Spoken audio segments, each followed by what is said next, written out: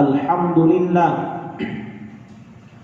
Alhamdulillahilladzi amarna bis salawati wal istighfar wa nahana 'anit tafarruqi wal 'isyan. Asyhadu an la ilaha illallah wahdahu la syarika lah, al-'azizul ghaffar. Wa asyhadu anna sayyidana Muhammadan 'abduhu wa rasuluh alladzi yuttasafu bi sifatil kamali wal ihsan. Allahumma salli ala nuril anwar wa sirril asrar wa tiryaqil awliyar wa miftahi babil yasar sayyidina Muhammadin al-Mukhtar wa alihi al-athhar wa ashabihi al-akhyar adada ni'amillahi wa ifdalihi. Fa ya ibadallah ittaqullaha haqqa tuqatih wa la tamutunna illa wa antum muslimun. Qala Allah Ta'ala fi kitabihil aziz, a'udzu billahi minasy syaithanir rajim. Wa man yattaqillaha yaj'al lahu makhraja wa yarzuqhu min haitsu la yahtasib. Wa qala Rasulullah sallallahu alaihi wasallam, ittaqillaha haitsu ma kunta wa atbi'is sayyi'ata al-hasanata tamhuha wa khaliqin nas bi khuluqin hasanin. Shadaqallahul aliyyul azim wa sadaqa rasuluhun nabiyyul karim wa nahnu ala dzalika minasy syahidin.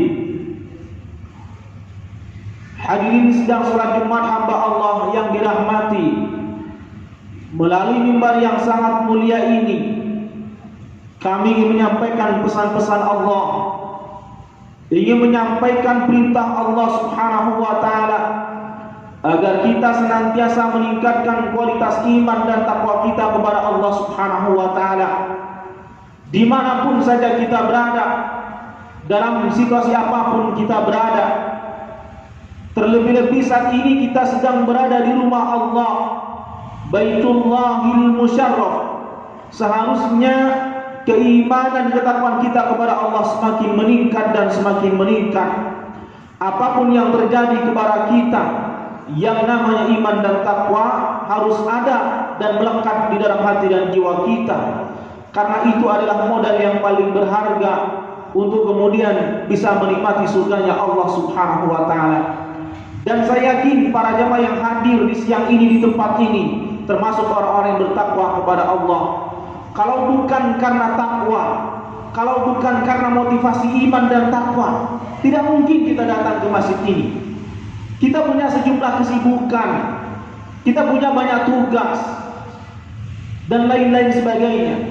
Itu semuanya kita tinggalkan sejenak untuk memenuhi panggilan Allah, melaksanakan perintah salat Jumat secara berjamaah ini. Ini semua adalah bukti bahwa kita adalah orang yang beriman dan bertakwa kepada Allah. Maka dengan harapan semoga kita semua tergolong ahlul jannah, penghuni surganya Allah Subhanahu wa Ta'ala. Amin ya rabbal alamin. Ma'asyiral muslimin rahimakumullah. Ada sebuah kisah yang menarik untuk kita cermati dan kita pelajari bersama. Kisah ini saya temukan di dalam sebuah kitab, judulnya Al-Qisas. Di dalam kitab itu diceritakan ada salah seorang ulama muda yang sangat alim dalam ilmu fikih dan ilmu hadis. Ulama tersebut sangat dikagumi pada masanya oleh banyak orang. Namun suatu ketika sang ulama tersebut mengalami kerinduan yang luar biasa, mengalami keinginan yang begitu dahsyat untuk pergi ke sebuah tempat, yaitu kota Baghdad yang ada di Irak. Padahal ulama tersebut posisinya berada di Mekah, di tanah suci. Entah kenapa tiba-tiba perasaannya itu ingin sekali pergi ke kota Baghdad. Jangankan orang lain, beliau sendiri tidak paham kenapa hatinya tiba-tiba rindu. Rindu yang begitu kuat untuk berkunjung ke kota Baghdad. Secara singkat, sang ulama tersebut kemudian pergi ke kota Baghdad. Dan setibanya di kota Baghdad, beliau menjumpai sebuah masjid. Disitulah beliau melaksanakan sholat dan kemudian beristirahat sejenak dan keluar dari masjid untuk mencari tempat penginapan. Di tengah-tengah perjalanan itu beliau berjumpa dengan seorang kakek yang sudah tua, profesinya sebagai seorang penjual roti. Bertemulah di perjalanan. Man anta ya rajul wa ila aina anta? Anda siapa dan mau kemana? Lalu sang ulama tersebut kemudian menjawab, ana musafir. Saya adalah seorang musafir, datang dari kota Makkah ke tempat ini, begitu jauh dan begitu melelahkan. Saya ingin mencari tempat penginapan. Akhirnya oleh sang penjual roti ini ditawari, jika Anda mau bermalam di tempat kami silakan. Kami tentu senang sekali. Kami adalah warga di sini, kami punya tempat. Silakan kalau Anda mau bermalam di tempat kami. Secara singkat beliau menjawab iya, karena begitu lelah dan begitu capeknya perjalanan yang begitu melelahkan. Nah, di sepanjang perjalanan sang ulama tersebut dengan sang penjual roti ini berangkat. Di perjalanan itu ada sebuah peristiwa yang mengagumkan sang ulama ini. Apa itu? Ternyata sang kakek penjual roti ini lisannya tidak pernah lupa dan tidak pernah lepas membaca kalimat istighfar. Astagfirullahaladzim. Kemanapun dia pergi dia selalu beristighfar. Sang ulama ini mengamati, kenapa kakek ini selalu beristighfar kepada Allah. Sampai di rumah pun istighfar itu tidak berhenti. Mau masuk ke rumahnya istighfar, masuk ke kamarnya istighfar, mau tidur istighfar, bangun tidur dia istighfar. Padahal kalau kita belajar doa-doa itu semuanya sudah diajarkan oleh baginda Rasul. Doa mau tidur misalnya, Bismillahirrahmanirrahim, la yadurru ma'asmi syai'un fil ardi wala fis sama' wa huwas samiul alim. Doa bangun tidur sudah diajarkan, Alhamdulillahilladzi ahyani ba'da ma amatani wa ilaihin nusyur. Semuanya sudah diajarkan oleh Rasulullah. Tapi sang kakek ini justru menggantinya dengan kalimat istighfar. Ini yang membuat sang ulama ini kemudian kaget, heran, kenapa kau harus beristighfar? Keesokan harinya ketika diajak sarapan pagi, sang ulama ini kemudian memberanikan diri bertanya, wahai seorang kakek, mulai dari kemarin saya mengamati Anda. Mulai dari perjalanan sampai setibanya di rumah ini, kakek tidak pernah lepas dengan kalimat istighfar. Bibirnya itu selalu mengucapkan kalimat istighfar. Apa motivasinya wahai kakek? Bukankah Rasulullah sudah mengajarkan doanya masing-masing itu? Apa jawabannya para jemaah sekalian? Ternyata sang kakek ini jawabannya cuma simple. Saya punya sejuta impian, saya punya sejuta keinginan, dan semuanya alhamdulillah dikabulkan oleh Allah. Hanya satu permintaan saya yang belum dikabulkan oleh Allah sampai hari ini katanya. Lalu bertanya sang ulama ini, apa keinginan kakek yang belum dikabulkan?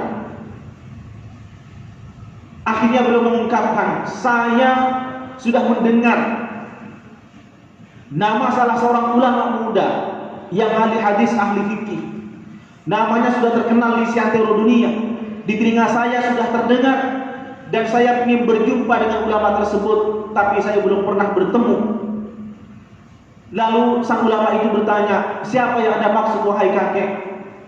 Kakek itu menjawab, namanya Al-Imam Ahmad bin Hanbal.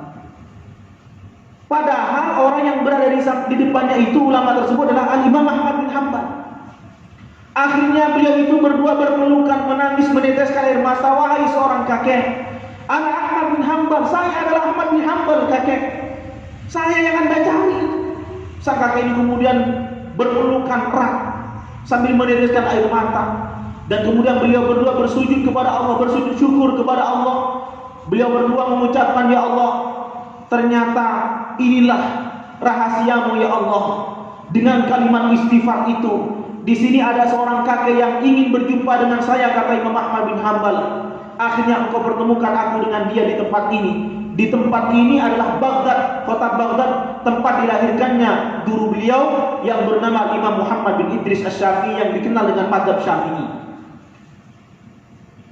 Keduanya berpelukan menetes air mata. Disitulah kemudian beliau mengungkapkan, ya Allah, ternyata kalimat istighfar ini mengandung sejuta makna, mengandung sejuta faidah. Salah satunya adalah di saat orang menginginkan sesuatu, tetapi secara logika dia tidak mungkin untuk mendapatkannya, tidak lain caranya adalah mendekatkan diri kepada Allah dengan cara memperbanyak kalimat istighfar kepada Allah. Ma'asyiral muslimin rahimakumullah, ini sama persis yang kita alami saat ini. Bangsa kita sedang dilanda dengan musibah. Munculnya virus corona itu bukan hanya musibah nasional, itu musibah internasional. Semua negara ketakutan dengan virus corona. Semua negara, bukan cuma Indonesia, semua negara ketakutan. Dan ini musibah terbesar, musibah internasional ini. Sampai-sampai Saudi Arabia menghentikan sementara pelaksanaan ibadah umrah karena kekhawatirannya dengan virus corona ini.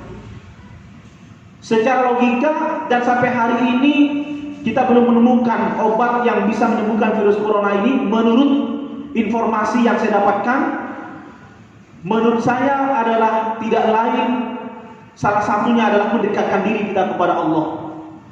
Kembalilah kepada ajaran Allah. Apa yang Allah haramkan jangan dimakan, apa yang Allah halalkan silakan Anda nikmati, karena di situ pasti ada faidah. Karena di situ pasti ada manfaat yang ingin Allah tunjukkan kepada kita. Kenapa Allah haramkan sesuatu itu? Kita baca misalnya karyanya Syekh Ali As-Sabuni dalam kitab As-Safwatut Tafasir misalnya. Beliau mengungkapkan tidak ada satu syariat pun yang Allah tuntunkan, yang Allah tunjukkan kepada kita yang tanpa faedah. Tidak ada. Semua syariat itu pasti ada faedahnya. Makanya ketundukan kita kepada Allah itu betul-betul diuji saat ini. Salah satunya sekali lagi dengan cara memperbanyak kalimat istighfar, mendekatkan hati kita dengan Allah, mendekatkan hati kita dengan Allah, tunduk patuh terhadap perintah Allah. Insya Allah Allah akan menyelamatkan kita semuanya. Sambil lalu kita berikhtiar untuk mencari solusi yang terbaik. Ini sesuai dengan hadis Nabi, man lazimal istighfar ja'alallahu min kulli hammin faraja wa min kulli dhaiqin makhraja wa razaqahu min haitsu la yahtasib. Barang siapa yang biasakan diri membaca kalimat istighfar, Allah akan memberikan jalan keluar. Allah akan memberikan solusi dari setiap persoalan yang terjadi, dan Allah akan memberikan rezeki kepadanya dengan rezeki yang datang tanpa diduga-duga.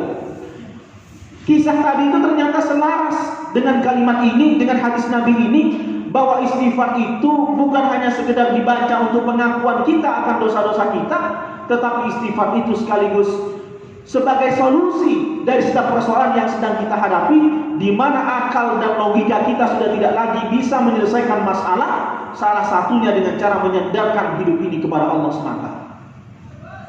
Inilah para jemaah sekalian menjadi bukti bahwa istighfar yang kita baca itu adalah manfaat untuk kesehatan kita juga. Bahkan ada sebuah penelitian, lantunan-lantunan kalimat Al-Quran, lantunan-lantunan firman Allah itu, kalau kemudian kita baca, ternyata juga bisa berimplikasi terhadap peningkatan imunitas tubuh seseorang. Peningkatan imunitas tubuh seseorang itu ternyata bisa dipengaruhi oleh sejauh mana dia selalu mendengarkan lantunan-lantunan kalimat Al-Quran. Maka dari itu, sekali lagi, dalam situasi seperti ini tidak ada jalan yang lain. Masing-masing di antara kita, mari kita tunjukkan ketaatan kita kepada Allah, seraya kita berdoa kepada Allah. Di samping juga kita melaksanakan ikhtiar yang bersifat zahiriyah, mencari pengobatan, mencari sesuatu yang bisa menyembuhkan virus corona tersebut. Mudah-mudahan kita semuanya termasuk orang-orang yang diselamatkan oleh Allah Subhanahu wa taala, dan mudah-mudahan kita semua termasuk orang yang tunduk dan patuh terhadap perintah Allah Subhanahu wa taala. Amin ya rabbal alamin. A'udzu billahi minasy syaithanir rajim. Bismillahirrahmanirrahim. Wal 'asri innal insana lafi khusr illa alladzina amanu wa 'amilus salihati wa tawassaw بالحق وتواصوا بالحق وتواصوا بالصبر. بارك الله لي ولكم في القرآن العظيم ونفعني وإياكم لما فيه من الآيات والذكر الحكيم وتقبل مني ومنكم تلاوته إنه هو السميع العليم.